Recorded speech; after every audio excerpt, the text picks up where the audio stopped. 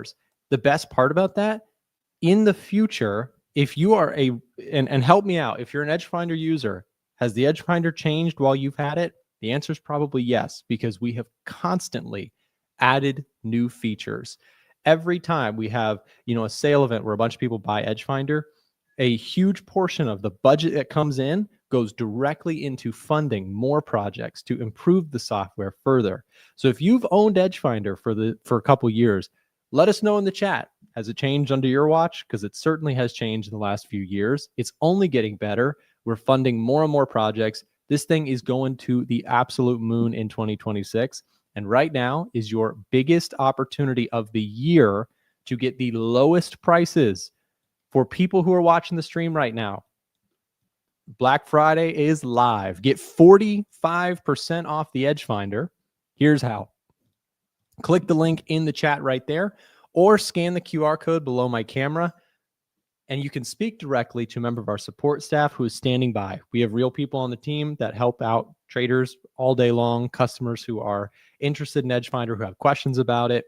Send us a message. Do not miss the chance. It's the best price of the year. The tool's only getting better. We are raising prices in 2026. And it's a game changer for people who are aspiring macro and sentiment traders. Grab it. It's worth every penny, I'm telling you. With that said, we're going to bring in my good friend, Chris Pulver, to take a look at today's market action. And we can just bring him in, say hello. Whenever producer gets to that, we'll get that sorted out. So we'll see Chris in just a second. Dollar index. What's up, Chris? Good morning. How's it going? Good, man. Happy day before Thanksgiving. Yes. Chris, I was reading this morning that the average weekly performance of the S&P 500 during the week of Thanksgiving is 0.75%. I've seen so many different reasons as to why people or the claims of why that is. Why do you think it is? Why do you think this week has such a magic to it? Is it just everybody's, kind of got a food coma and they're feeling good and they just buy the stock market? No, I think that the feeling good comes before the food coma.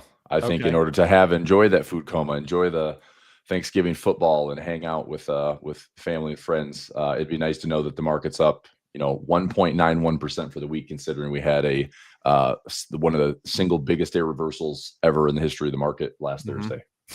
Yeah. And probably, this is the thing, right? Is like people who are new to trading, that kind of day is like a wipeout day for a lot of people. Like those kinds of days, if you're a leveraged trader, if you're getting into this stuff, I know a lot of people just anecdotally off the top of my head, they get into options. And Chris, this is just a side note. Every time I meet someone in the real world who says they trade options, I just know what they mean immediately without them saying it, is that they're buying calls, buying puts. I never met someone on the street who's like, oh, I sell options. And it's like everybody just gets into it. They just want to buy options. Isn't that interesting? Yeah. Unfortunately, there's a lot to learn. If that's how you get by, is just, I buy options. It's like, if you say I trade options, then that means a whole gamut of things. So right. I trade options. Right. There's a lot that can define. Yeah, exactly. Nick, let me ask you something. I think we talked about this yesterday, but I want to throw a couple scenarios out there again. Do you think that this low, now we still have today's trading, futures are up about 0.3%. It looks like we are going to get enough of a move above the NVIDIA candle sell-off last week. Question is, do we stay there? I think a key level to watch today. Chris, this is how dare you? I'm a vertical spreads master. Good for you, man.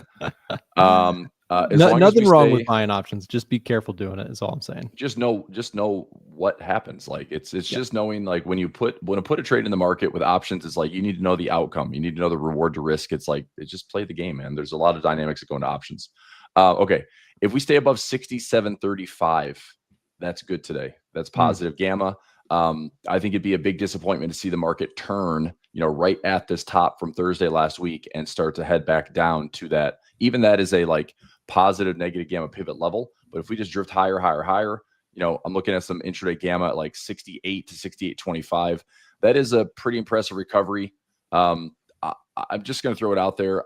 I don't don't love what this means for next week. I feel like having just a 3-day march to highs again, maybe it's positive gamma, but I mean, next week we are officially in December, right? Like next week, December is 5th, first through the 5th? Yep. Yeah. So first Monday week of is December, big Cyber Fed. Monday. Yeah, big Fed. We'll have some jobs numbers. I don't know if we're gonna have CPI or not. Let me see what Trueflation is doing really quickly. I'm just thinking like what could be the derailment? Anything that would derail the market. I mean, Trueflation index is coming down a little bit, which is nice. Coming down from a 2.7 to 2.3. That's encouraging. Anyway, long story short, this is the all-time high in the top blue line. This is the NVIDIA sell-off high. This is the NVIDIA sell-off low. It's open space above 675 SPY. Open space to retest the highs around 690. Highs in SPX 69.23, I believe. But we have to hold. It's that simple, man. If we're going to drift up, we've got to hold. If we turn next week, then I put us right back in the indecision camp for right now. But is this a head and shoulders? That was a long way to say that's my question for you is this a head and shoulders? Yeah, and Chris, I'll show you just real quick my same chart on this. I put this in the Telegram yesterday, exact same concept as you've got. So, I mean, this is I called it the decision line because again, it's that 618% retracement from the highs on the SPX. So if to your point, if this is some sort of head and shoulders kind of concept, that would be it, right? I mean, I called it kind of like the line in the sand for the bears right here, is that if you're gonna get some kind of reaction from this market, especially given a low volume, seasonally strong week, I totally agree with you. For the bulls, they got to hold this. For the bears, they got to hold this. It's really the decision line so far. Starting out today, you got a little positive, little green. I've, over the last few years, it's been hard to remember. I can't remember a Thanksgiving week that was very disappointing. So maybe it is one of those things where it's like a drift up and then, after everybody sobers up, they come back in on Monday and it's like, all right, where are we at here? And they, sell the market. I'm not too sure, but yeah, that is the spot. I would agree with you. So we'll see what happens today. Yeah. I mean, futures is up. Let's see. S&P futures up 0.3%, NASDAQ futures up 0.46, Dow futures 0.21, Russell futures 0.07. The biggest story to me this week has been the complete reversion in VIX. I mean, we're down to 18 right now. That's a huge collapse, dude, which again, I can't believe we're talking about this reversion in the VIX to 18 when, we've been dealing with VIX at 13 to 15 for years. And it's been pretty amazing actually to think how aggressive or how consistently elevated the VIX has been. I mean, this would be kind of post Liberation Day was no joke. This is Liberation Day in April. And then we proceeded just to get down to sub 15 and stay there for a while. But having these two consistent spikes, it's like any other year. It's like you just take it in stride, you figure it out. And it's hard to draw a bunch of parallels and conclusions to what we're about to see in the next 60 days. I think, if the markets cling to highs, great. If the markets sell off, next week, or we can't hold this line in the sand, like you said, the indecision line, okay, fine. Obviously the big breakdown for bears would be if the bears can take out 65.20, 65.30, they take out those lows, then, the nice thing is you can measure this. You can measure high to low. Let's say that we have a little iffy day today, no trading tomorrow, limited trading on Friday, and then Monday is just back into indecision. We're watching this for the end of the year, but you can measure symmetry, dude. I mean, S&P would get down to 6,100, 6,000. That'd be a double-digit correction. I'd still think that'd be a spot for the bulls to be okay, cleanse over, correction done. Let's see if we're going to maintain a bull market. Right. And I think, we talked about that yesterday, this concept of when it comes to this market pulling back, moving average wise, that 200-day moving average I mentioned would be a lot more attractive in terms of a longer term opportunity. Like if you're talking about buying, dipping my feet into buying stuff for the longer terms, companies that I like, etc. I like that a lot better. So we'll see if we get, something like that. I mean, eventually it will happen. The question is, are we going to kind of make a run for the highs here or not? Chris, I want to get your thoughts on something too. This market, I think that part of the reason that some of these recent moves have been so wonky is that you get this like all of a sudden sentiment flare up of people, oh, the AI bubble. And then, that sentiment can be erased so quickly. I think that if you're talking about something that is more of a sustained downtrend that actually gets us 200-day moving average, but even perhaps breaks that, to me, it has to be something that is more fundamentally broken in the AI trade, or something that is, just straight up macro. Like, for example, rate hikes. We talked about that and these, you asked this earlier, you said you don't see exactly like what that, black swan type of thing that really, the spooky thing could be. I think it would probably be something that, we're not expecting right now. For example, a sharp rise in oil prices, rate hikes, inflation really spiking,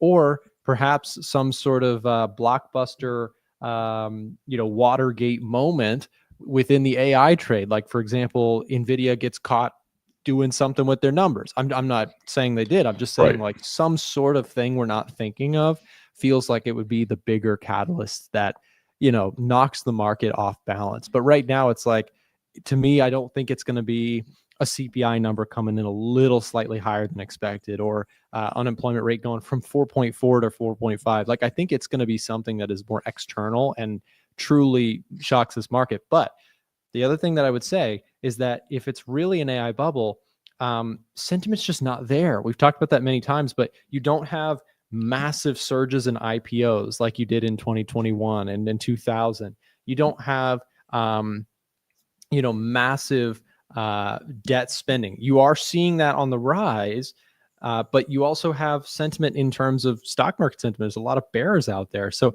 I don't know. I think a healthy correction within this market is one thing, but I think calling for like the end of this bull market completely is just a difficult task. Yeah. I mean, give this market 5 more years, we're probably at 10,000 SPX.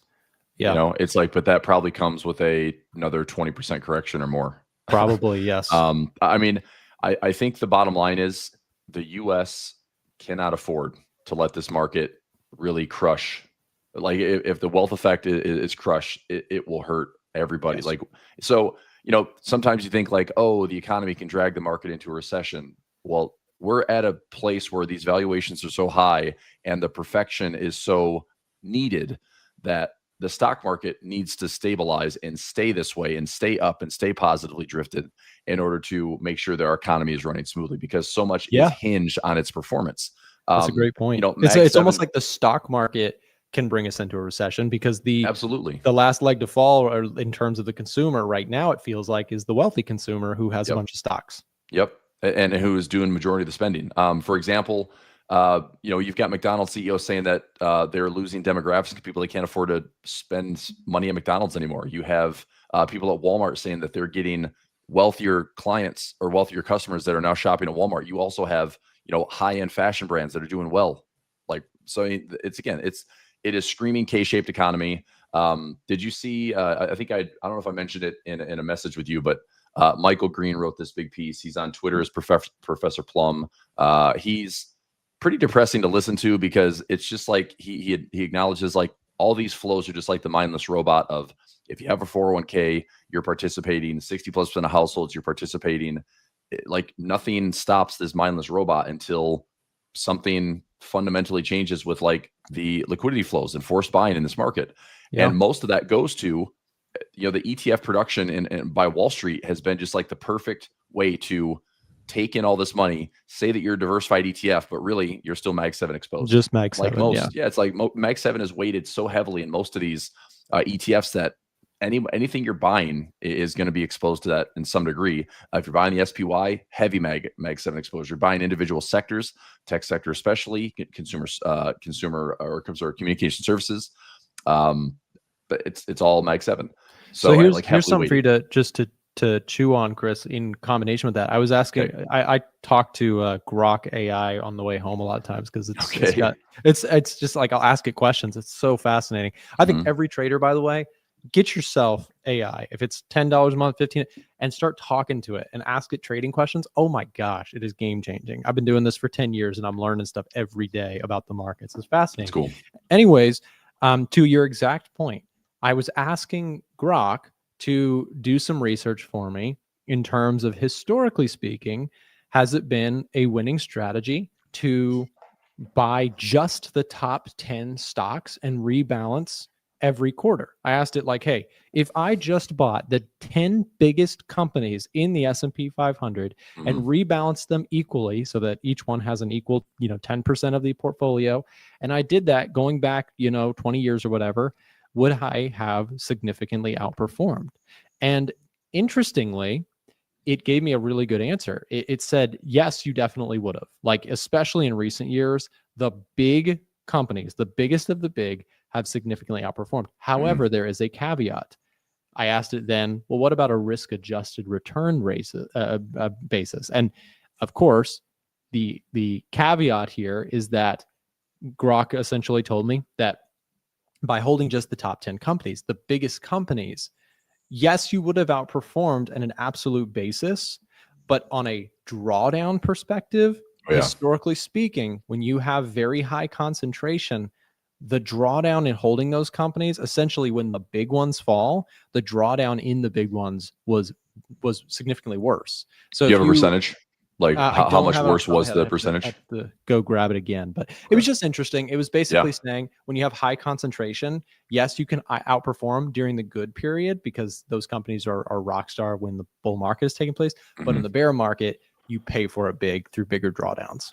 Yeah, super interesting. I'd like to find out that percentage. I feel like the average S&P is 8% with a risk-adjusted return of, you get drawdowns of upwards of 13 to 15%. So that's your trade-off. You want 8% a year, expect 15% pullbacks. I want to say, but I also want to make sure anybody who's interested in this, go check this for yourself. I want to say it was like 10% average annual performance, go looking back as far as Grok could. And then it was like 13 to 14% with this. Yeah. Which I would imagine that probably comes closer to like 20 to 25% pullbacks. I would think. I would think so too. Yeah. I just said it was a significant bigger drawdown. I can't remember a percentage. That's really interesting. I followed the top 25 for a while just to have a little bit more diversified. The Mag, look, and nothing against the Mag 7. I think, just to go back to your point of, we don't know what the outlier is. It's like, if you want to see what an outlier looks like, nobody thought COVID was going to be the reason the market crashed in 2020. Even though technically it set up with a bearish move, all it needed was a catalyst. I think there's probably nothing that we are talking about right now that technically would be the catalyst for the next 20% drop. You think it might be Trump. You think it might be the Fed. It might be in this AI web. It might be earnings compression. It might be some big, some more cockroaches coming out of private equity. You think that, but it's like, I have no idea. And like I said, frankly, the U.S. market can't afford to dip. It can't afford to go into recession. It can't afford a 20% correction unless it's going to be, my biggest concern, Nick, is that our next correction that is it's backstopped by the Fed, or it's backstopped by Trump, meaning like puts and narrative, everything changes to try to pivot this thing and get another V bottom, is that we throw trillions of dollars at it again. We open up the floodgates of liquidity again, and we maybe stave it off one more time. But, it was a $700 billion bailout to save the world in 2008. It was a $6 trillion bailout in 2020. The next big bailout is like potentially tens of trillions of dollars globally. And I just don't think that can go on forever. And I know it's funny money, but it's like, you talk about debasing, it just takes so much more money to get any type of additional gain and leverage. I mean, we are literally operating like every dollar that the US has to spend. It's like, I think the US has to spend close to $1.50 to $2 just to get like a half a point to a point worth of movement, like GDP wise. So it's a super leveraged system. And this doesn't come as a surprise to anybody, but it's just, I don't think we know what the catalyst is. It's exhausting trying to be a perma bear. It really is. I mean, I can't think of a perma bear that's actually enjoying this year. And like, I think this might go down as one of the most hated rallies from lows to highs. And now everyone is trying to think like, oh, this is it. This is as far as it can go. You have no idea. There's no like, AI, the dot-com bubble, the NASDAQ was up 100+% in a single year. I mean, if we're learning from history, Chris, it was like, and I know you know this very well, but for many listeners, in the dot-com days, many very intelligent investors blew up trying to short the dot-com. Druckenmiller. And they were right. They were right in Legend. the sense Yeah. that there was underlying problems, Yep. but they were early. And again, we talked about this yesterday. In markets, they are very unforgiving about timing. You cannot be early and right necessarily, unless you pull a Michael Burry and you're willing to accept very steep drawdowns. And look, that is the one that got away, kind of, to be honest, in my personal opinion. I think he's a very smart man, much smarter than I am. He has a huge following, but he's been very bearish for a very long time. So has he also been just as smart during these last 20 years? 50 of the last 2 crashes. Right. I mean, it's like you can kind of cherry pick, but I would agree with you in terms of most hated rally. I've never seen a rally more hated. And I think a part of it, understandably, a lot of people don't like Trump. That's perfectly fine. I think that plays a role, but I think also what plays a role is that you've had little to no pullbacks. You've had, this concept of AI, which is very, kind of foreign to a lot of people. It's this, how are we going to get a return on investment? It's a lot of speculation. It's a lot of hope that there's going to be a big ROI, and that draws people who are skeptical or cautious to start to hate the rally, because it's like, you get resentful. I mean, you're like you're not participating, you're not getting this just rally, or your life is more expensive day to day, week to week, month to month. It's like, how am I not, all in stocks and generating these crazy returns? It's like, I think you the market throw is in not killing it this year. Like, individual stocks have killed it.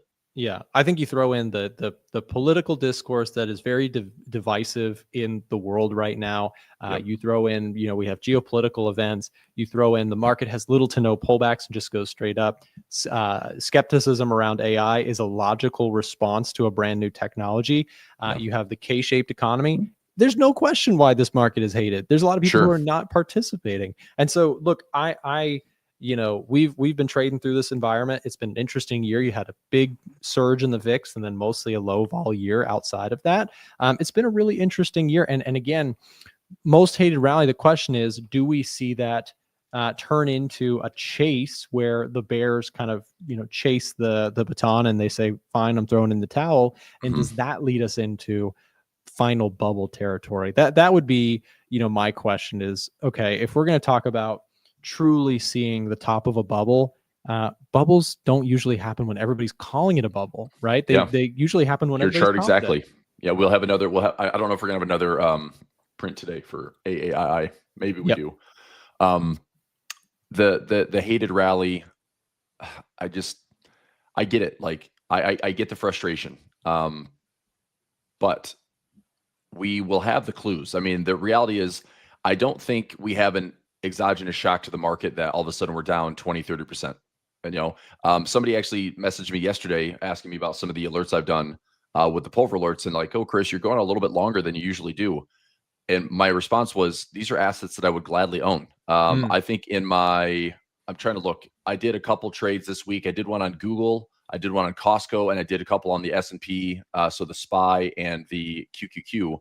I will tell you from these, SPY, I'm willing to own it 44.8% lower than current price. It'd be like a 46% from all-time highs, 44.5% lower. I'd be taking ownership around 380-ish, 371 to be my break-even price if I own the SPY. And I collected $4 income there. Google, it wasn't a big credit. I pulled in $1.70.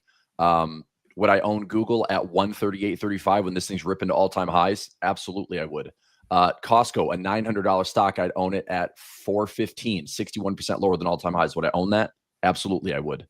NASDAQ, would I own it 50+% off of all-time highs? Absolutely, I would. So I don't mind going out 6 to 12 months to get those trades, because if I'm going to have ownership, price has to come to me. I'm not going to chase price at these all-time highs. Right. So that's what I'm doing. It's like right now, I don't mind going out 6 to 12 months. I know that's a horizon that most people are uncertain of. I'm not certain of it. I'm just saying, probabilistically, when I've got 98 to 99% probabilities based on a VIX at 20 plus and I'm selling premium, the odds of us staying at 20 and going higher through the next 6 to 12 months is pretty slim. Usually the VIX is a natural like reverting instrument. So if it spikes up and flares up to 29 like it did, during Thursday's sell-off, it's now 18. So we just don't have a path of VIX where it just stays higher, higher, higher, higher. We can have a flash of 40, 50, 60 VIX like we had back in 2018 and 2019. That's a volatility event. But it's almost like we've learned from those days, Nick. It's almost like that October 10th candle and the November 20th candle were just also the ways the markets can like cleanse the volatility that it needs, because everybody loaded up on puts on Thursday. And then you come into Friday and the market's up. You come into Monday, the market's up again. Come into yesterday, it's like everyone that was long puts initially is just seeing huge losses already. So it's amazing. I mean, that has been, for me personally, Chris, in terms of timing in the last few months, I've had a lot of success buying those horrendous days. I mean, every single one of these. Sure. Now, not every single time has it been painless, no issues. I mean, there were times I bought, let me think. I bought this move. I held it all the way through here and got trailed out. And then I bought again when it came back, and I think I took a loss on this one. And then I bought this one, and this one's working out. But pretty much all of my triggers, timing wise, were now start number one. I still am a fan of the macro. I think that sentiment is really bearish, but then those surges in bearish put volume, that has been short term a really nice indicator in recent months, because you're in a bull market. It works in a bull market, right? And I think that for now, until we start to lose those longer term moving averages. Look, I love the idea of a deeper pullback, and some part of me hopes I can kind of catch this trade, get out of it. And then I do hope that we go lower. I made a post recently. I always wake up kind of hoping the market's lower because I can buy stocks at lower prices because I've got a long time horizon. And I think everyone should think that way. If you have a long time horizon. Yeah, right. Because how we go lower is never fun. It's never pleasant. There's always something. It's always the brink. It's always the house of cards is falling apart. Yes. So it's never fun how it goes down. I do think one more thing on the sentiment side. Part of me, I do wonder. It's like the University of Michigan sentiment being like one of the lowest levels ever. Usually that is one of the most reliable contrarian indicators for the market just to go higher when sentiment is extremely bearish. I do wonder if this market's goal is to just exhaust that crowd and put them into so much pain where it's like your bearishness has now cost you X amount of gains in the stock market, and it just finally has to break them. Like you can't be 43% bearish, 49% bearish, 46% bearish. Like if that dips down to like, let's say the bulls climb up into the high 40s again and the bears dip down into the low 20s, then I'm more skeptical. And I think that, okay, now people have clearly thrown in the towel on being bearish, and then I'll, be a contrarian again. But it's just weird that I think we talked about this last week, is I think the market could reward both sides of the trade. That Thursday sell-off could be the rewarding for that very short-term sell-off. It could be rewarding the instant bears, but now it's right back up. And I mean, you buy. By the way, did you buy at the close of that Thursday candle, or did you just like take a stab on Friday or Monday? I'm just curious when you got in. On the NASDAQ, I went long, and it was like right around here. Actually, I believe I came very close to stopping out right there. Okay. So I bought it and held it over the weekend, which again carries risk, because there was one time, Chris, we could have gapped lower. You remember that August 5th, that day sucked for me because I bought that Friday, and then I had no opportunity to get out. You're down like what, 4 or 5%? Sunday night futures came out. We were down like 4 to 5%. Gap lower on Monday. That was a nasty day for sure. Yep. It was the bottom, but man, Chris and I, we came on and we our faces were a little somber that day. Put it that way. August 5th, 2024. You had a nasty drop down in the futures opening up, and I was long. I believe I was long a bunch of stuff. And it stung. It really set me back on a lot of my gains for the year. Ended up recovering okay, because that actually was the low, believe it or not. Yeah. But that's what markets do, man. They love to play gotcha. They love to play FU. But there's that candle, right? There's that huge, just nasty drop intraday, and that was the bottom before it just rallied for the rest of the year. Yeah. And that was the Nikkei down 27% in 2 or 3 weeks. That was one of the biggest flushes we had seen, like in 3 or 4 trading days. I think the market's going to continue to surprise us with new record outlier type moves. And that is scary. Like I mean, the candle on Thursday was the third time in history that we've had a 1.5% gap up, and then intraday sell-off of over 3% to finish 1.5% close. Yep. That is huge. So that day on August 5th, like that was, I mean, fastest decline in the Nikkei ever in the history of the market. That also, I mean, the Nikkei came from like a 30+ year drawdown to get back into positive territory. And then right after that's like the Japanese yen carry trade is going to unwind.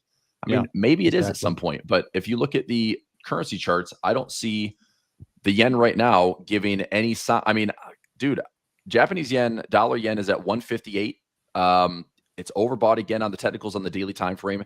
It's just not a currency pair that I can truly trust. If you look at the, Swiss yen, I love the Swiss yen. I think that's maybe one of the cleaner trades. I just saw a chart the other day that, Japanese yen yields are rallying, Chinese yields are falling. And so do people start borrowing in like Chinese yuan in order to arbitrage like they did with the Japanese yen? Since yields are up, they're going to borrow in something else. I have no idea.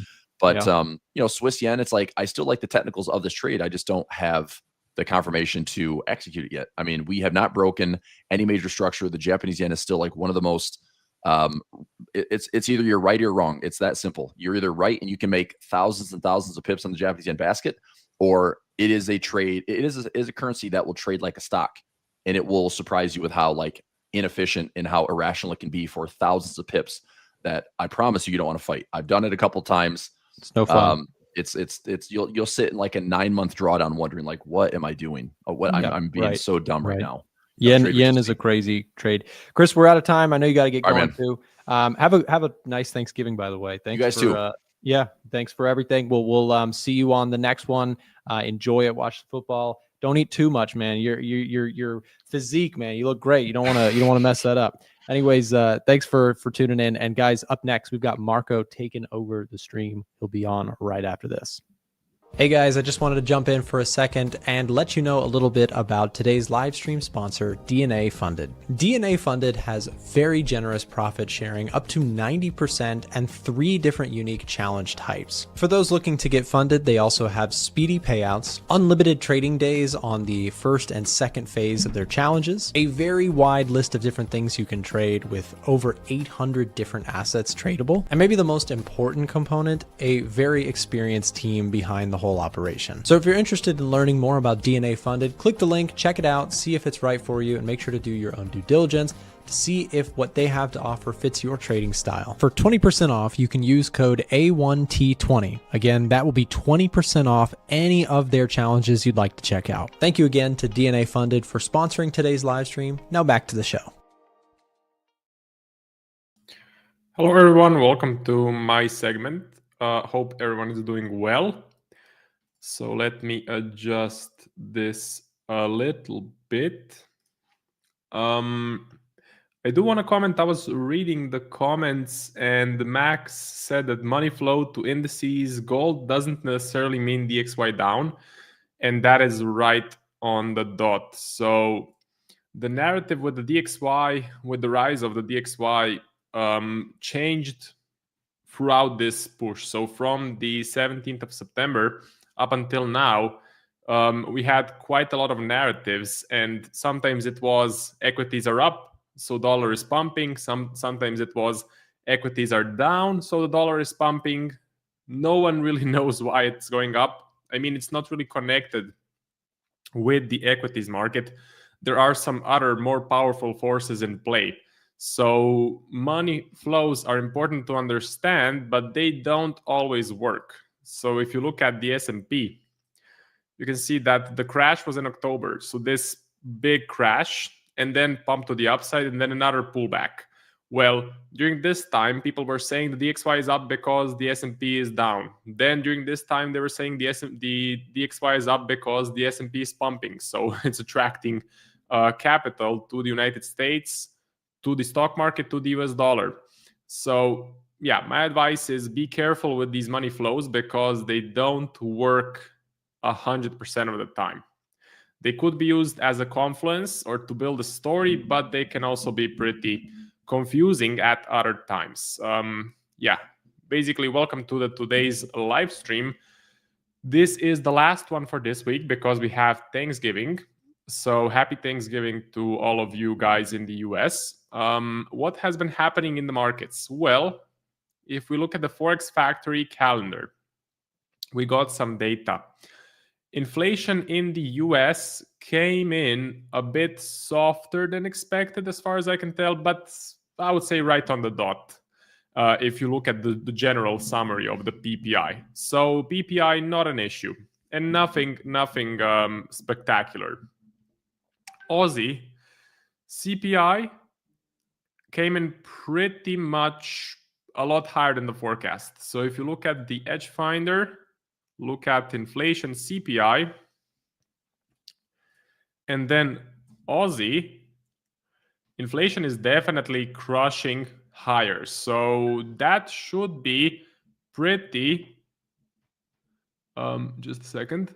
So that should be pretty bullish for the Aussie, okay? So let's check out Aussie dollar. Has it pumped recently? Kind of. What's this? I'm not sure what this is. Why do I have it on? But anyway, I'm going to leave it for now. Aussie yen. A little bit higher, but I would say the reaction has not yet hit the markets massively because this inflation is going up pretty drastically. So the Central Bank of Australia is going to need to be more hawkish. More hawkish means a higher Aussie dollar. I did have a trade on GP Aussie, which is now, well, okay, it's not looking that bad because I got taken out and then we had this massive red candle. So I thought that I was just taken out before the massive drop. But so far, the reaction is not that bullish for the Aussie. So interesting stuff. I also had a position on silver, and right now silver is pumping, if I'm not mistaken. So this is the one that that is pretty unfortunate because I got taken out just by a couple of points. But it is what it is, part of the game, part of the markets. We move on. Getting back to the Forex Factory calendar. Very interesting number or very interesting event happened for the New Zealand dollar.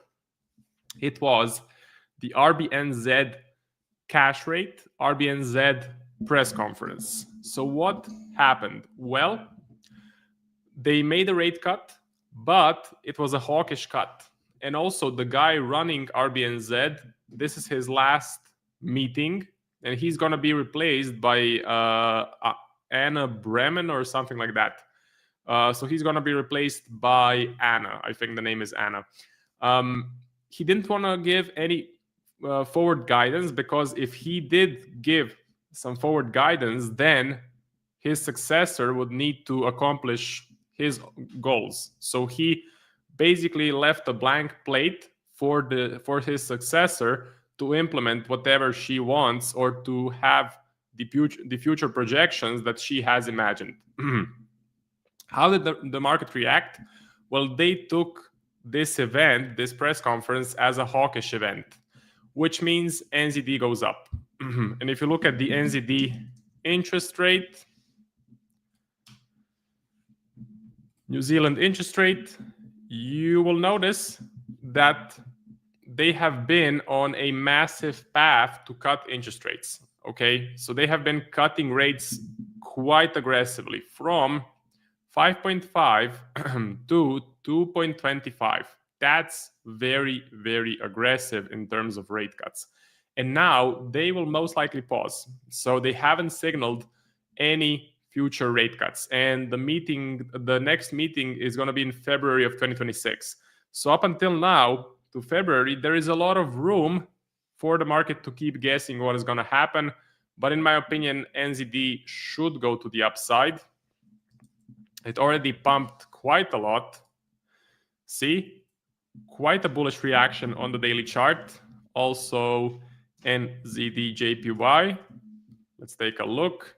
Quite a big candle. So yeah, if we can break out of these ranges, break out higher, then it's pretty much game on to consider some buy setups on the New Zealand dollar up until February 2026, because in February 26 we will get new guidance. We'll get a new, let's say, head of RBNZ, and she's gonna maybe have her own ideas.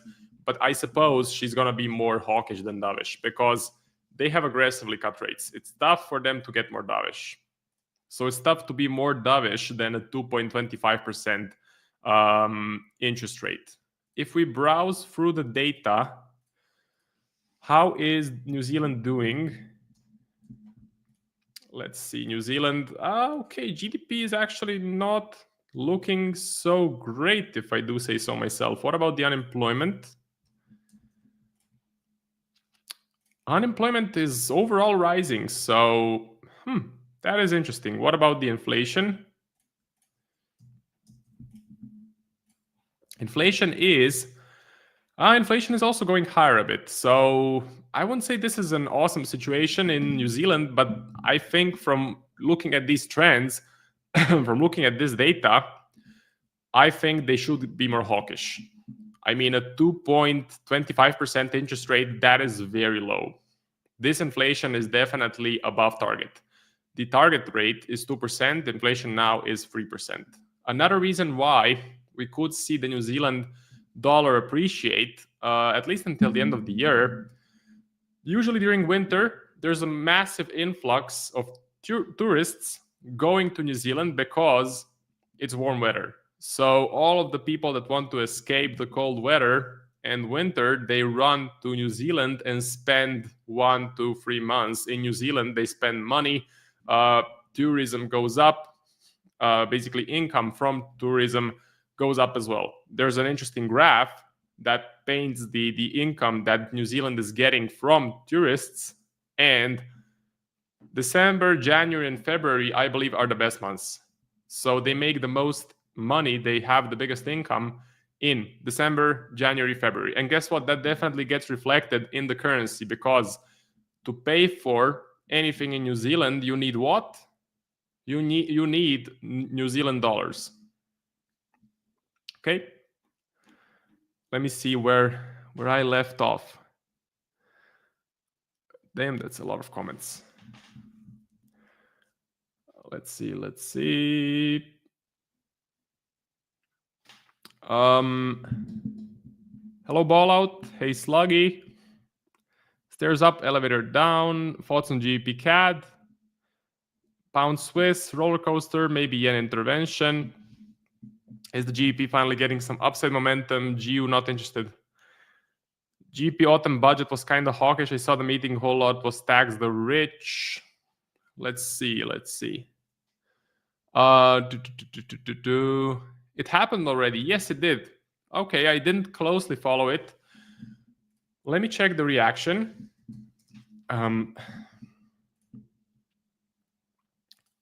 Okay, reaction was kind of bullish for the pound initially.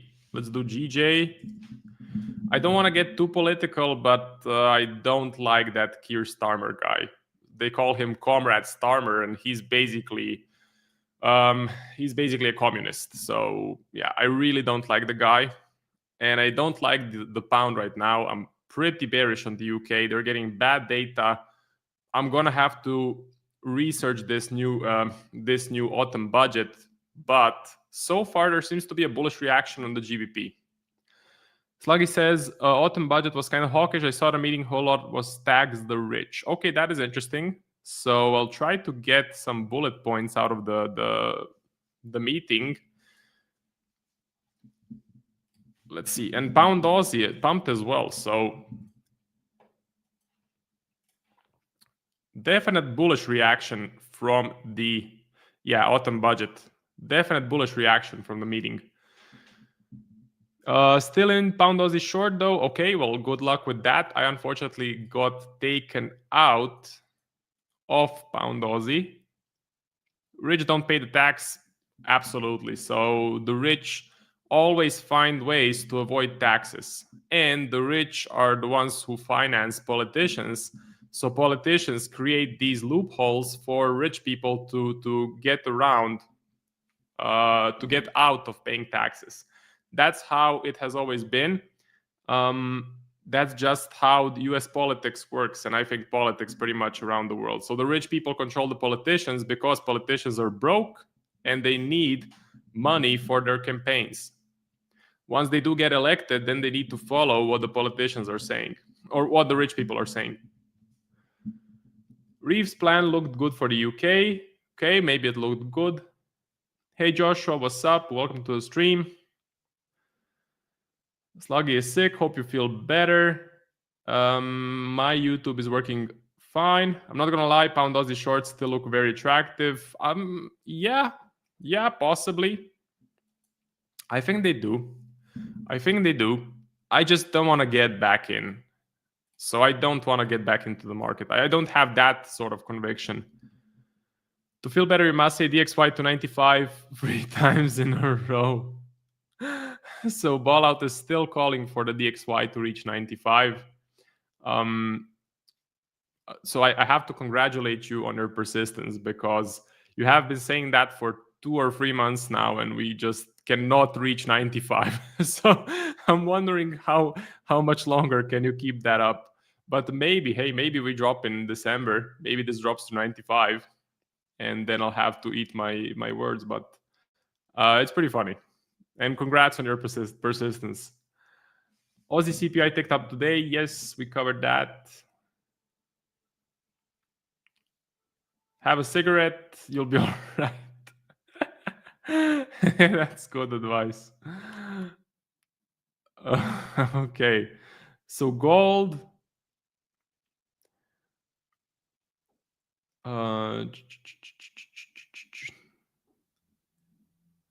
Hey, Tomate. Nice to see you're a part of A1's inventory. Yeah, I'm glad to be here, and I'm glad to be doing these streams. I have quite a lot of fun, if I'm being honest. Gold and silver, sure. Gold is interesting. We can have reaction to the new Fed chair, Venezuela crisis, and decision of courts. If Kevin Hassett becomes a Fed leader, I think 2% target can be raised to 3%. What's your take? Do we go intervention on the yen? No, we're not yet close to the intervention level last time that I checked on UJ. So essentially, we reached the intervention level, and then we kind of pulled back. So I would say 159 to 161 is 162. That's the level where the BOJ will definitely start stirring up some stuff in the background, possibly doing an intervention. I don't think they are yet ready to do it. What could happen is they could do an intervention, drop the markets, but then the markets recover and go back to that level. That would be pretty funny. I would love to see that. But if you're in any longs, if you're buying or selling yen against another pair, be careful when UJ goes to these levels. Be careful because, and I would say right now you're still safe, maybe. Until we reach 159, I think you're okay. Until we break this high, I think you can keep holding your long. But if we break the high, that area is trouble. You don't want to get spiked like this. So you don't want to be in this massive bearish momentum, this massive bearish price action. Look what happened the last time that they did an intervention. Massive, massive sell-off. So be careful because it can get dangerous. And I do want to take this time to mention the sponsor of today's video. So if you guys are looking to get funded, expand your trading capital, make sure to check out DNA Funded. So it's a reliable prop firm. They are being ran by professionals. It's not just some kid in a basement. A big broker is behind DNA Funded. And with our discount code A1Live, A1 Live, you can get 25% off any challenge. Okay, so 25% off A1 Live. Get yourself a DNA funded challenge. I just passed a phase 1 challenge. This is it. So I passed it yesterday. This is the equity curve. Profit target hit, trading days hit, daily loss I didn't break, total loss I did not break. And now I'm on to the phase 2. This is basically only using ChatGPT trade signals. It's a challenge that I'm doing for my YouTube channel. So far, it has been pretty successful. So plan is to do phase 2. I have 2 trades running. Unfortunately, they are in a bit of a loss right now, or at least the euro dollar is in a bit of a loss. But the main aim is to get a payout. So if I can get a payout using only ChatGPT and trade signals from ChatGPT, that'll be a big win. So yeah, check it out. 25% off. A1 Live, DNA funded, great prop firm, great software execution. So they use TradeLocker, which is amazing. So TradeLocker, my favorite platform to execute positions by far. Getting back to the markets. Gold and silver, that is what you guys want to see. Gold and silver. I'm definitely bullish.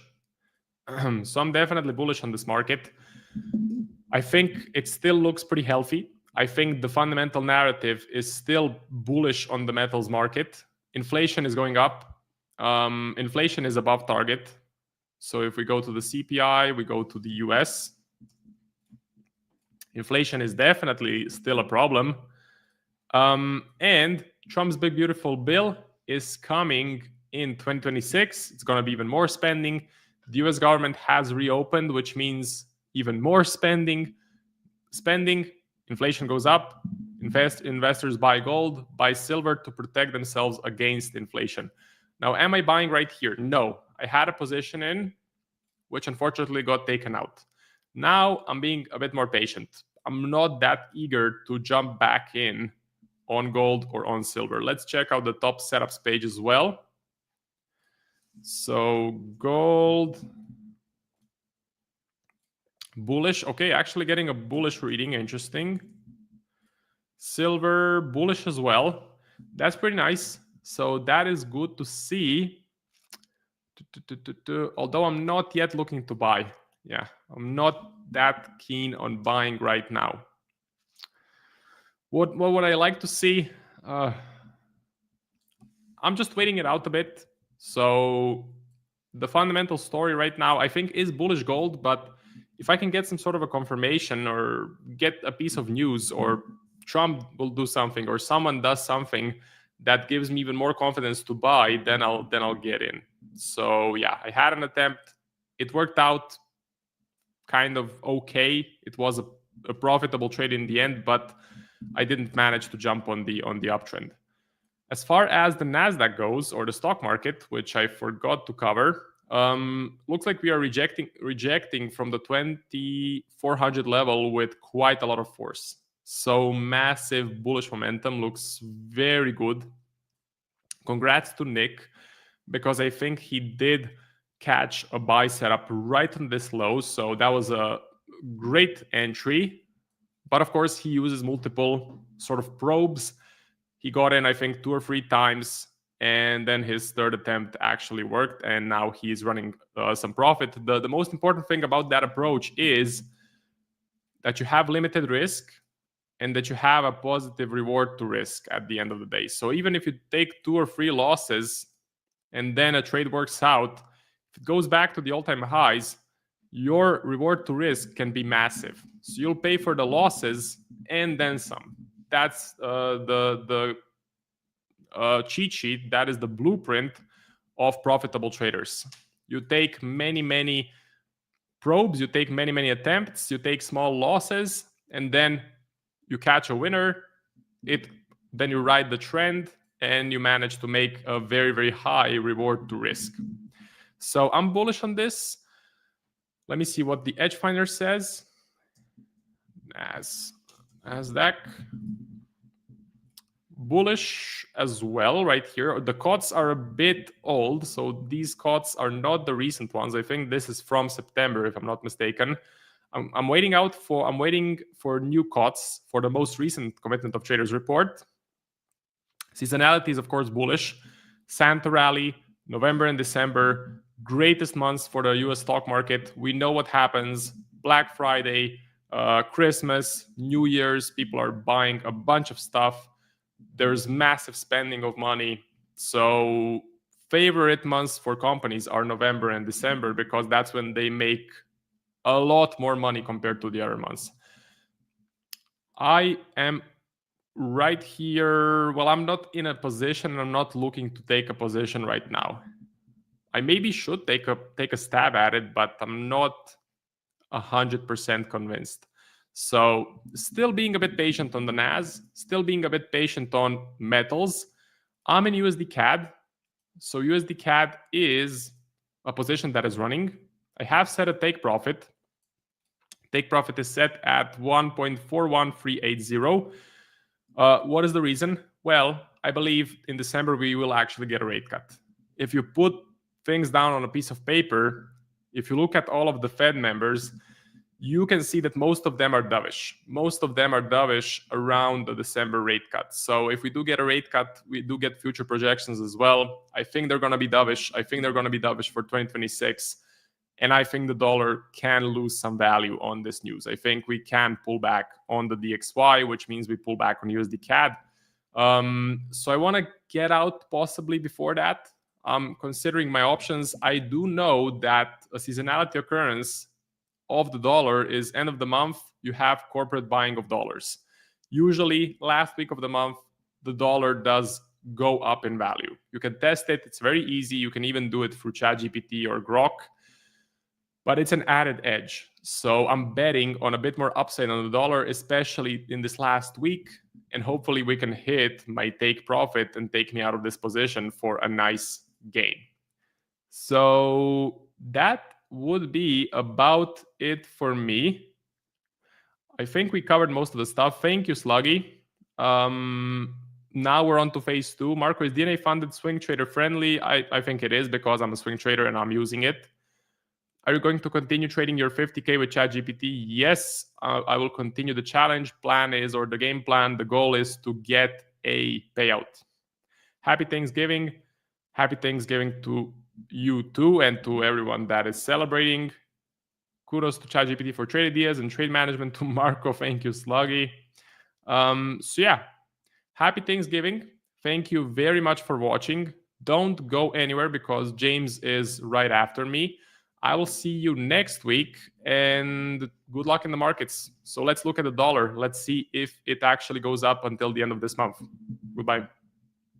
Hey, stream viewers, if you're outside of the United States, I have a cool offer I want to tell you guys about, thanks to our partnered broker, 8cap. 8cap is currently offering the ability for new depositors to get access to our premium tool, the Edge Finder, completely for free. Now, how this works is basically you create an account and deposit a certain amount of money into that account, and they will essentially buy the Edge Finder on your behalf. So it's a win-win-win. They get a new client for a reputable brokerage, you get access to the Edge Finder and a great brokerage to trade with, and you'll be supporting the show by signing up with 8cap. Now, here are the steps if you want to find out more about this specific offer, but make sure to follow them specifically as we list them out on the screen here. Step 1, navigate to a1trading.com/8cap. That's a1trading.com/8cap. Step 2 is to follow the instructions and to make sure you use the specific link on that screen to sign up for your new 8cap account. Step 3, complete the required deposit amounts and contact their team as instructed on the page. So if you're interested in finding out more about this offer, head over to a1trading.com/8cap, and we'll also be dropping the link to this down below in the live stream chat as we speak. Like I said, make sure to follow those instructions specifically if you'd like to get access to a free copy of the Edge Finder if you meet the deposit requirements as listed on the website. Full information, like I said, can be found a1trading.com/8cap. Now back to the stream. Hello, ladies and gentlemen. Happy Wednesday. Hope you're all well. Saw someone talk about pound dollar. So I think to talk about the UK, FTSE, sterling, etc., we must also mention that we had the budget in the UK today by Rachel Reeves. So I'll cover that briefly. I'm not going to spend the whole half an hour talking about that. But yeah, we'll go over that to start with. Obviously, Otherman already asking about that. Sluggy, hope you're well. Tatienda, hope you're well as well. So I don't have all of the information for the budget. I'm still putting together a report for my team. But I'll read out what I do have, basically just a summary. So again, we're not going to spend the whole half an hour talking about it because it's not that relevant, to be honest with you. And when I say not that relevant, obviously it's relevant, but I mean, it's not very impactful in terms of markets. So today's budget delivered a tax-heavy fiscal consolidation, a slightly deflationary near-term path, and lower medium-term growth outlook, according to the OBR. So the OBR, hold on, there was a bit of a mess up with the OBR actually this morning. They leaked it, or they published it way before they should have.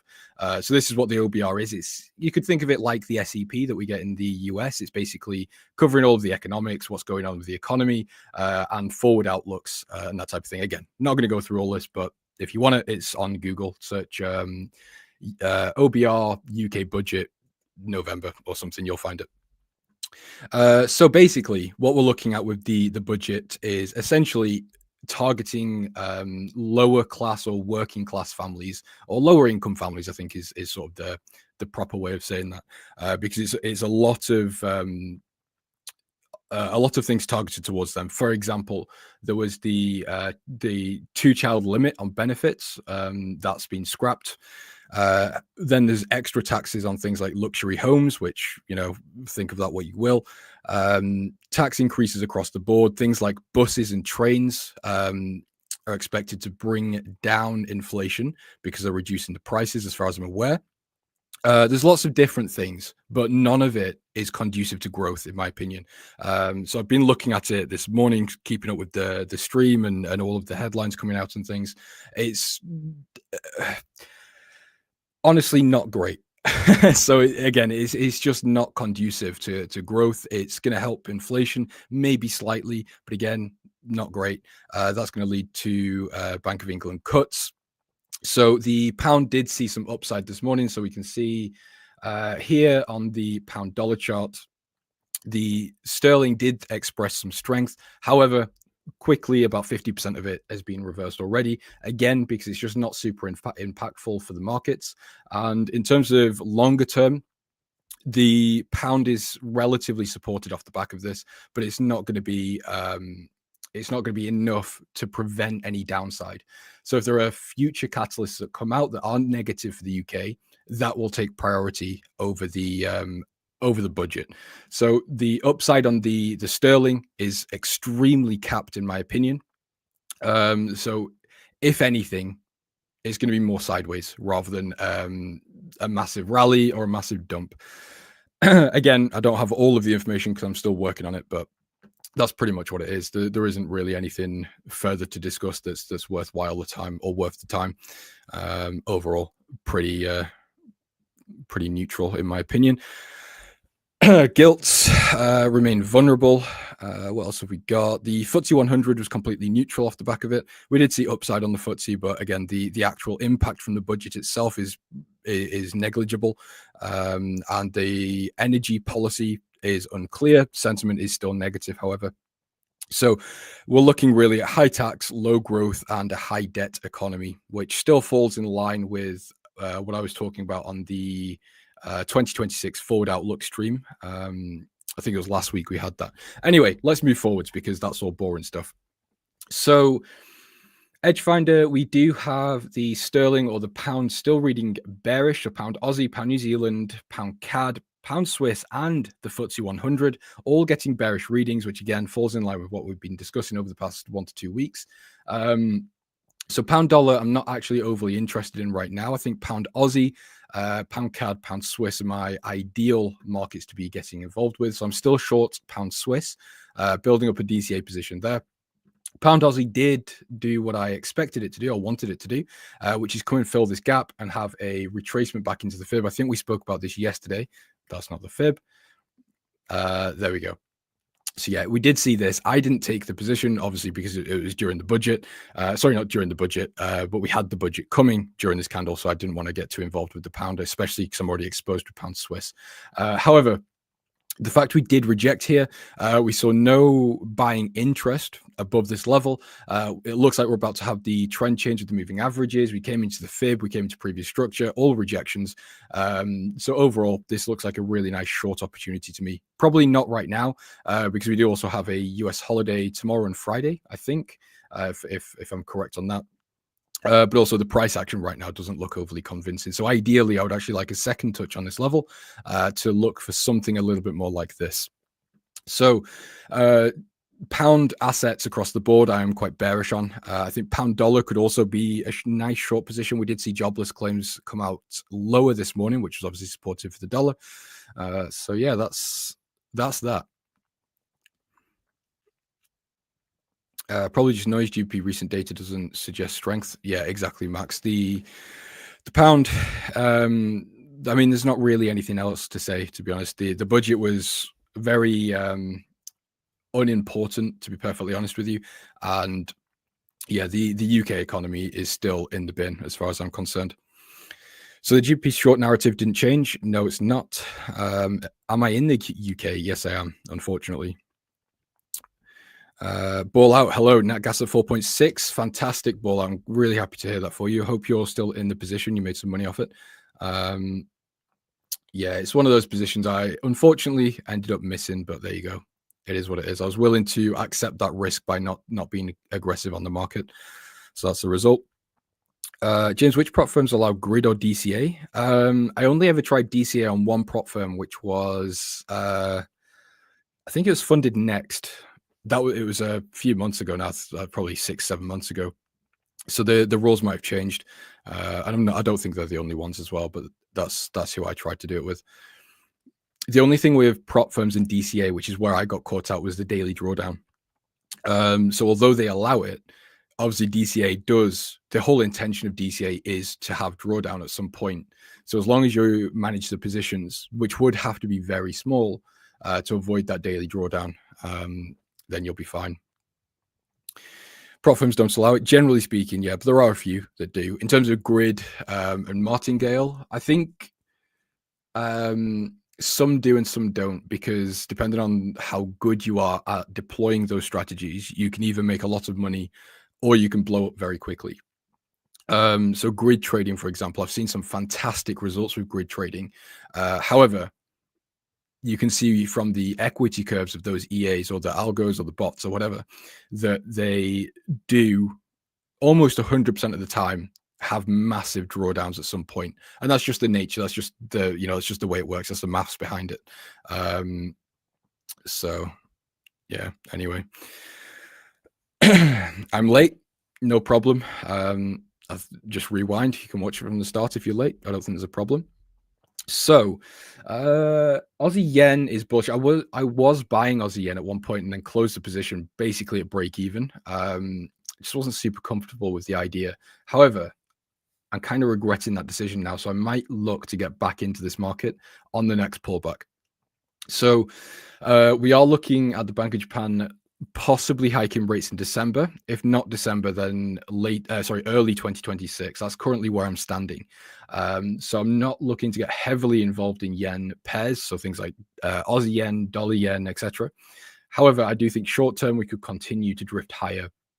So I'm just concerned about the possibility or the likelihood that we have the intervention or a Ministry of Finance intervention this week. I'm not saying that's going to happen. It's just something that I'm a little bit concerned about, because we discussed it yesterday that the way the MOF work historically is they will intervene during low liquidity periods. And when I say low liquidity periods, I'm not talking about liquidity sweeps and order blocks and those things. I'm talking about when markets have the least liquidity. And those periods are generally when the US is off or the US desks aren't trading. So tomorrow or the US holiday that we've got coming is a great time for them to potentially intervene. So that is a possibility. So yeah, just keep that in mind. Again, there's no guarantees. I'm not saying that's 100% fact or it's going to happen. It's just something that is a concern for me right now. Just finished watching the clown show. Yeah, I mean, I was watching it and I just couldn't help feeling like I was watching a school play or something. It's like the people were just shouting, screaming, interrupting. It's like these people are in control of a country, deciding how all of our lives work, and they can't just let each other talk. It's embarrassing. Anyway, I'm not going to go into that. Am I still interested in pound CAD? I am interested in pound CAD. Let's see. Is it still on the Edge Finder? It is. So we got a score of 7. I've not paid that much attention to it because I saw my entry criteria got broken. So it kind of invalidated the trade short term. The trend remains bullish as well. So pound CAD compared to things like pound Aussie, even pound Swiss actually is not as great. Yeah, the setup on pound CAD is just a little bit more tricky to try and gauge. So we could be looking at a potential reversal, basically where we are, because obviously we've got previous structure here. We've come and corrected this impulsive candle as well. So yeah, there's possible downside from here, but again, the technicals are just not the clearest for me to go in. And again, this uptrend is just a little bit off-putting for me.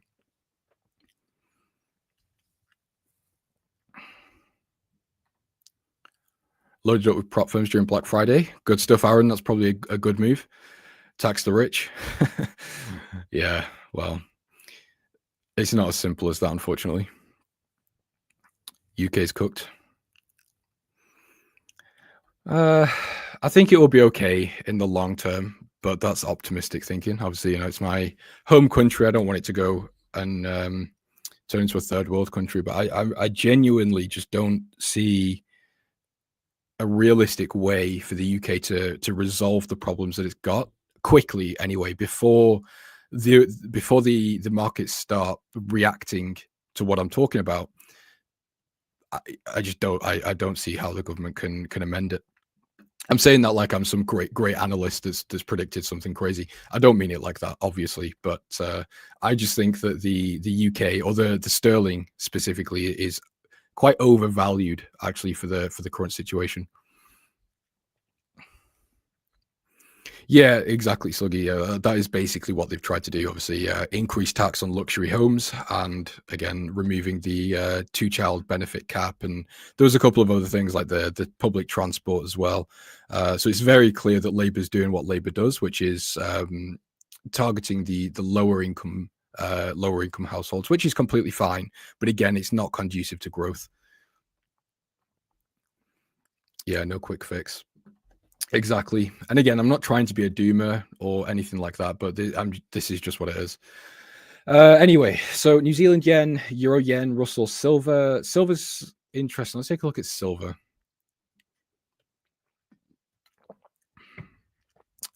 So what have we got going on here?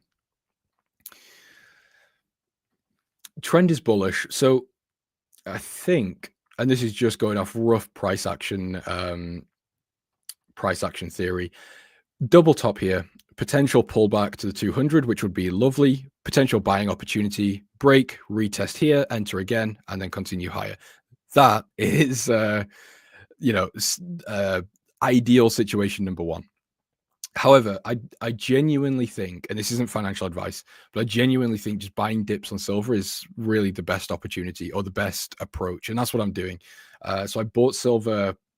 Where was it? It was roughly around here. Actually, I bought this top, had a little bit of drawdown, and now I'm pretty much in a bit of profit at the moment. But my idea and what I've got at the moment is, in fact, hold on, let me see if I can pull it up for you and actually show you the chart here. Just bear with me for a second.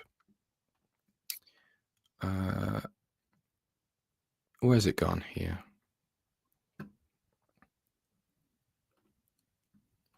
Sorry, I'm just doing this so I can actually show you what I'm talking about. We're not just try and explain it. So yeah, this is silver. So I've got buy limits every $2 down. Every $2 up from 40. So I've got one at 40, 42, 44, 46, 48.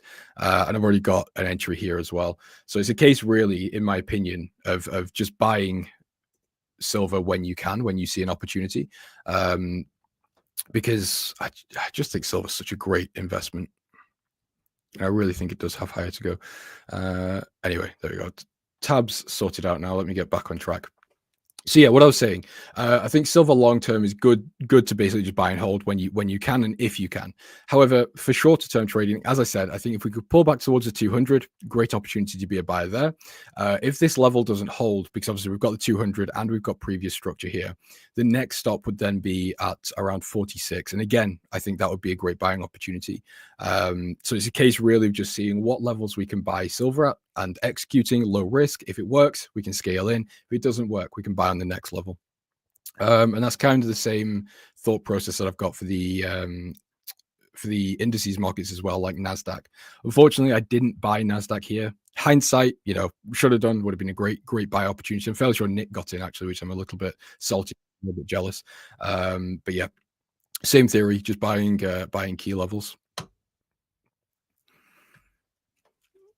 1 minute been doing poop this week.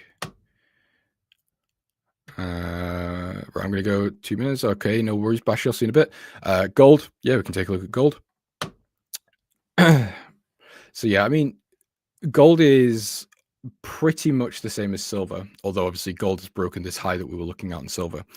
So I think if we come back down here, 200 moving average, previous structure, again, great buying opportunity there.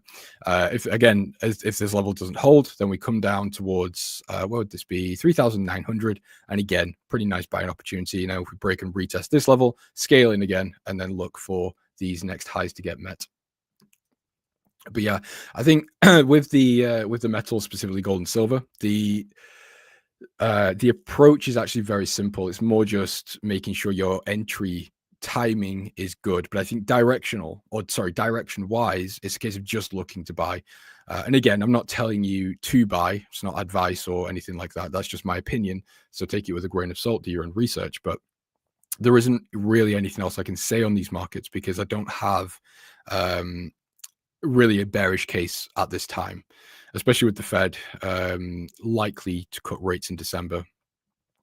So I'm just thinking, is there anything else to go over? I've got about 10 minutes left on my segment, but I don't think there is. So gold's bullish as well, but silver is in the lead with a score of 7. So yeah, silver is a priority as far as I'm concerned. Yen pairs, as we discussed, I do think short term we can continue to drift higher. But I am just a little bit concerned with the intervention risks as well as the Bank of Japan path to normalization continuing. So that's on my mind. So yeah, staying away from yen for now at least. So it just seems like it's pound. Yeah, pound bearish and metals bullish is kind of the only thing I'm really getting at the moment.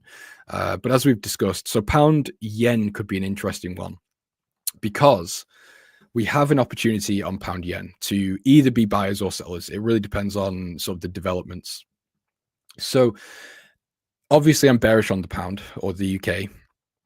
And if we get the MOF intervention and we do get the Bank of Japan hiking rates, I think pound yen could be a really nice short. Now, the downside is obviously we'll pay swaps on that position. However, if we don't get those rate cuts, if we don't get the rate hikes by the Bank of Japan, and we get the intervention, bearing in mind interventions generally are very quick and they're corrected very quickly as well. So it's not a huge deal long term. It's more just I don't want to be taken out. But if I bought here, I don't want to be taken out on an intervention because there's nothing I can do about that. It's too quick. So we get the intervention and we don't get those rate hikes, and the UK remains relatively where it is. I think long positions could be quite a good idea, to be honest with you. And that, again, that would just loosen up some of that risk on the pound shorts. So if we, for example, go pound short on pound Aussie, pound CAD, pound Swiss, whatever it is, and then go long pound yen, I see that as quite a good dynamic to go with. Japanese bond market is experiencing pressure again with yields for long-term maturities reaching new highs and the yen is weakening. Yeah. Exactly. So that's again the reason I do think we are going to get that intervention quite soon. The thing is, I talk about interventions quite a lot actually, but it's kind of like the top concern that I've got right now for yen pairs. And it could not happen. We could get to 2 weeks time and pound yen has rallied and I've missed the opportunity because I was hesitant. But as far, that's a risk I'm willing to take. I'm willing to lose out on a potential trade to obviously then avoid in my opinion, what is a high risk position. What determines which metal is better to trade? Well, are you referring to my opinion, or are you referring to the Edge Finder reading? So let's. I'm not sure actually. Can we? Oh yeah, we can isolate. Here we go. Let's go metals only then. So silver and gold. So what's the one difference between these two? So we've got retail positioning is more bullish for silver. Actually, you know what? Let's go to eco. Let's get rid of the sentiment and just focus on the economic indicators here. So as you can see, gold and silver are getting exactly the same score, and all of the economic indicators are giving the same result. So you got, GDP -1 for gold and silver, and so on. So the reason that the Edge Finder is giving us a different score for silver and gold is due to the retail positioning, giving silver a +2. And I think, is that it? I think that's the only difference, is retail positioning. And then, price action as well. I mean, there's obviously other layers. So you could look at the gold to silver ratio. There's that as well. Silver is, in my opinion, relatively undervalued. I think gold is as well, but gold, in my opinion, in terms of its value, is undervalued long term, not necessarily short term. Whereas I think silver is genuinely undervalued right now. So the position I'm sitting in at the moment.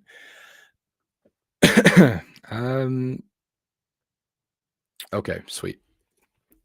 So what else do we have? I don't know if there's really anything else. So I might call the stream here, because again, I don't really have anything else to give you.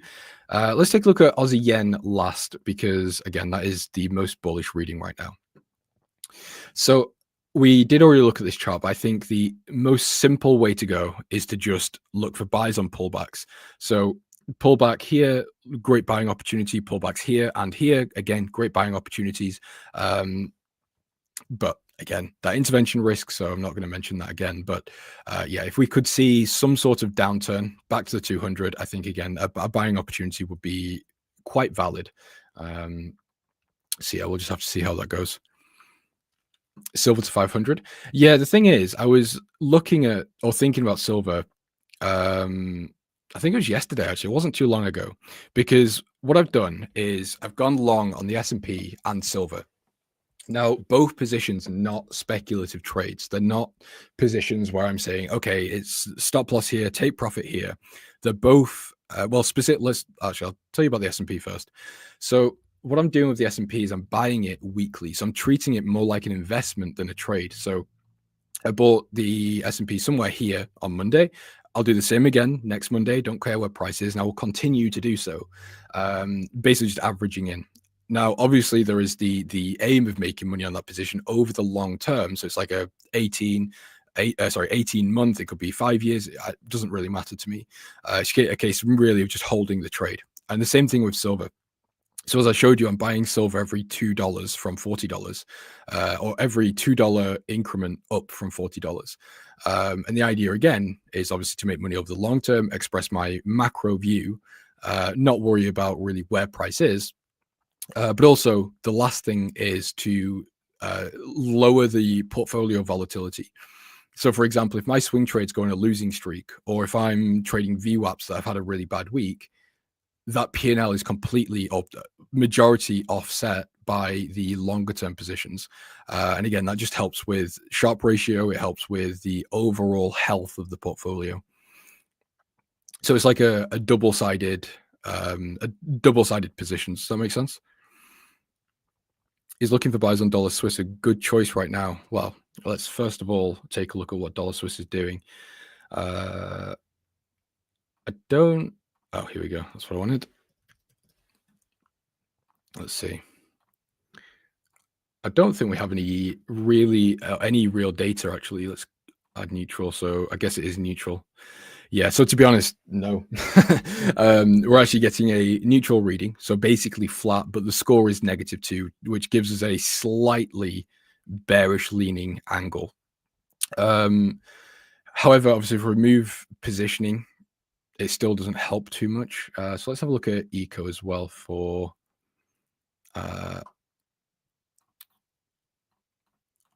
bear with me. Let me just filter out the positioning or the sentiment.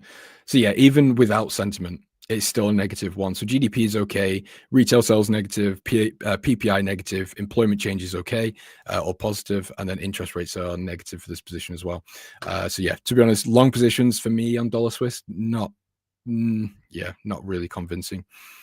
Anyway, ladies and gentlemen, I am going to call it a day here. I hope you all enjoy the rest of your days. Stay safe. Don't get margin called. Thank you for joining. And the stream isn't on tomorrow and Friday, as far as I'm aware, because it's the holiday.